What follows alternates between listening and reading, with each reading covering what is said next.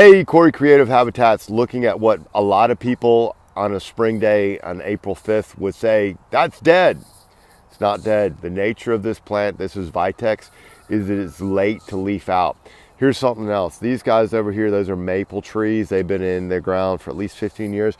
They're also late to leaf out. You can look around, you can see everything else is leafing out but those.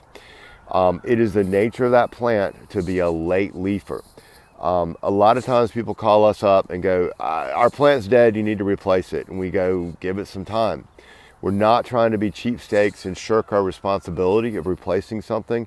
It's just that it's a very counterproductive thing to do until the time is right to really confirm whether or not it is alive or dead. A good rule of thumb is you need to have at least 3 weeks of weather where if you walk outside, you go, God, I want to be in the air conditioning.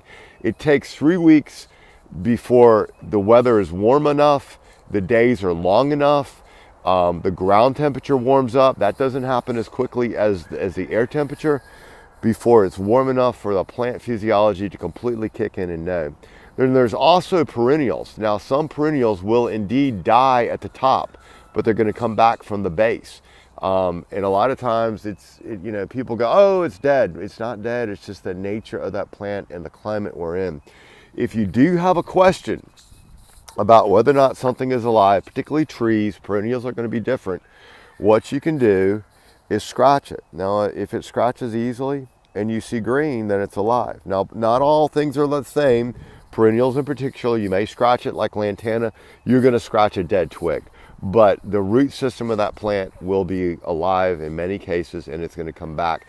By ripping it out and putting in a new one, you're starting all over. So please know that when we try to say it's probably not dead, we're not just giving you a line.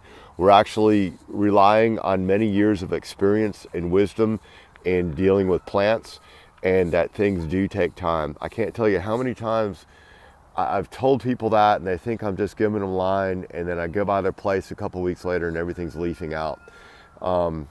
So